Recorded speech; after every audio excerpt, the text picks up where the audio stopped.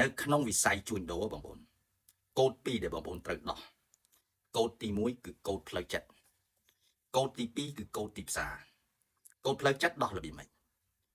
បាទដោះរបៀបម៉េចកូដផ្លូវចិត្តពាក់ព័ន្ធនឹងទី1ទំនុកចិត្តថាទុកចិត្តខ្លួនឯងអត់ដើម្បីដោះទំនុកចិត្តបងប្អូនត្រូវតែហ្វឹកហាត់ដែលភាសាអង់គ្លេសគេហៅថា back testing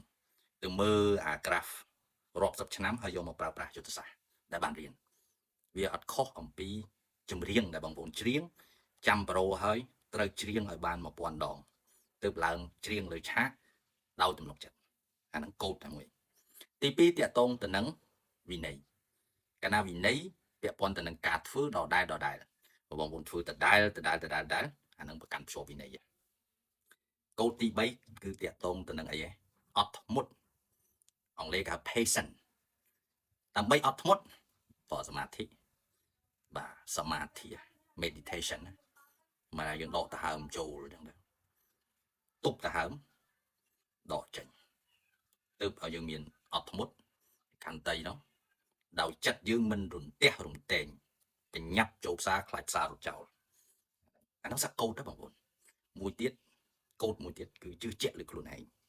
កាលណាយើងជឿជាក់លើខ្លួនឯងថាយើងធ្វើកើតរបរហ្នឹងយើងអាចធ្វើបានពេលហ្នឹងយើងនឹងធ្វើវាជាប្រចាំទោះបីឧបសគ្គប៉ុណ្ណាក៏យើងធ្វើបានដែរ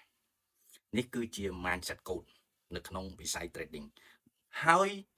ទាំងអត់ធ្មត់មិនបានទាំងមិនតក់ចិត្តទាំងគ្មានវិន័យគ្រប់អ្នកជួញដូរទាំងអស់គាត់តែងតែជួបប្រទះគាត់ខលមកខ្ញុំសួរអាហ្នឹងកូដផ្លូវចិត្តដល់កូដមួយទៀតកូដទីផ្សារកូដទីផ្សារបងប្អូនត្រូវយល់អំពីយើងត្រូវយល់អំពីអិរិយាបថរបស់ត្រីធំតើត្រីធំវាមានអិរិយាបថយ៉ាងម៉េចត្រីធំវាទៅផ្ដាច់លុយផុកក្នុងផ្សាររៀបកាឡាវិស្វកម្មផ្សារទៅផ្ដាច់លុយផុកក្នុងផ្សារហើយផ្សារបុកឡើងបុកចុះបុកទៅមកវិញណាបុកមកវិញហើយទៅលើហើយបុកផ្ដាច់លើផ្ដាច់ក្រោមចឹងហើយបានជាយើងអ្នកដែលគាត់ trade ថ្មីរបរនេះចឹងបានខ្ញុំផ្ដាំណានៅក្នុងវិស័យនេះហ៎បងប្អូនមិនថាជួញដូរមាសឬក៏ forex ទេបើបងប្អូនមិនហ្វឹកហាត់រៀនកុំប្រឡូកឲ្យសោះកុំប្រឡូកឲ្យសោះពីព្រោះរបរនេះត្រូវការរៀនចេះទ្រឹស្ដីហើយយកទ្រឹស្ដីយកមកអនុវត្ត back testing ហើយបង្កើតនៅ edge របស់ខ្លួនបង្កើតនៅជំនាញរបស់ខ្លួនណាបាទហើយពេលដែលបង្កើតនៅជំនាញរបស់ខ្លួនហើយត្រូវប្រកាន់ភ្ជាប់ចិត្តសាស្ត្រវិន័យរូបមន្តគ្រប់គ្រងហានិភ័យហើយគ្រប់គ្រងទៅលើសកម្មភាព trade អានេះអ្វីដែលខ្ញុំដឹងហើយខ្ញុំចែកម្លែងបញ្ជាក់ណាខ្ញុំមិនមែនជាអ្នក trade អាជីពទេតែខ្ញុំជាអ្នកសិក្សាស្រាវជ្រាវទៅលើភាពបរាជ័យរបស់បងប្អូនរបស់អ្នក trade ទាំងឡាយដែលគាត់ឆ្ងល់99ទៅមាននេះមិន99 100ទៅ99ហើយផ្ងាជើងរួចហើយតាំងឃើញអ្នកអាក្រាស់ខៀវក្រហមនេះថ្វាយអង្គមួណាអ្នកខ្លះអត់ធូបទៀតដល់ពេលចូលផ្សារណាបាទហេតុអី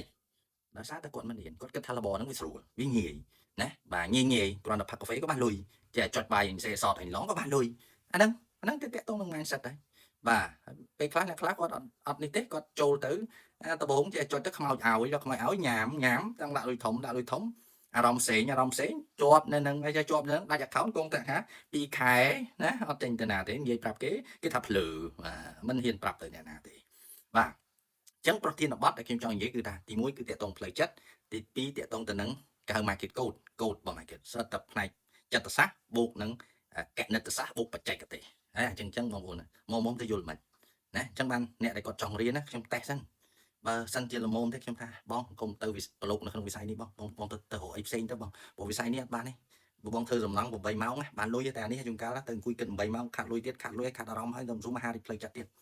បាទហេតុនេះហើយបានជាខ្ញុំខំរៀបជាមេរៀនមានទាំង slide មានទាំងវីដេអូបញ្យលហើយមានទាំងក្រុមដើម្បីពិភាក្សាតាមព្រោះគោលដៅរបស់ខ្ញុំចង់ឲ្យមនុស្សរៀនឲ្យយល់ឲ្យទៅអនុវត្តឲ្យคล้ายទៅជាទំនុកចិត្តខ្លួនឯងបន្ទាប់មកទៀតបង្កើតវាទៅជាជំនួញខ្លួនឯងព្រោះអាទាំងអស់ហ្នឹងអត់មានអ្នកណាទៅចុចទៅស្អីអត់មានអ្នកណាទៅព្រៀនទៅបានទេណាបាទគឺយល់ទី1ឲ្យយល់ណាឲ្យយល់ហើយទៅអនុវត្តហើយសិក្សាខ្លួនឯងចេញណាចេញគិតឃើញខ្លួនឯងរូបមន្តនឹងយ៉ាងម៉េចហើយបានយកទៅអនុវត្តបានឃើញជាលទ្ធផលអញ្ចឹងខ្ញុំផ្ដល់ទៅជាប៉ុណ្ណឹងរៀងវែងតិចវីដេអូនេះប៉ុន្តែខ្ញុំគិតថាវាមានប្រយោជន៍ហើយបងប្អូនខ្ញុំមានទស្សនវិជ្ជា3កម្មវិធីទី1គឺបណ្ដុះបណ្ដាលថ្ងៃ6ថ្ងៃ8ថ្ងៃ10យើងប្រធានបទទាក់ទងទៅនឹង market code មានន័យថាសិក្សាអំពីអិរិយាបថរបស់ពួកត្រីធំនឹងទី1ទៀតខ្ញុំមានកម្មវិធីសិក្សាអនឡាញ វីដេអូជាង150វីដេអូឯណោះសិក្សាអំពីបច្ចេកទេសយុទ្ធសាស្ត្ររបស់អត្រីធំហើយកម្មវិធីមួយទៀតខ្ញុំមានជាក្រុម VIP ដែលផ្ដល់ជា graph វិភាគ graph ផ្ដល់ទៅជាសញ្ញាហើយនឹងប្រឹក្សាថាហេតុអីបានជាឲ្យអញ្ចឹងអានឹងក្រុម VIP បាទដោយអ្នកជំនាញគាត់នេះគាត់ជាអ្នកធ្វើតែម្ដងអញ្ចឹងបើសិនជាបងប្អូនចាប់អារម្មណ៍កម្មវិធីមួយណាទម្លាក់លេខទូរស័ព្ទនៅខាងក្រោមនៅ comment មកណាខ្ញុំទម្លាក់ទំនងទៅបាទរៀនបើមិនរៀនកុំប្រឡូកមុខរបរនេះ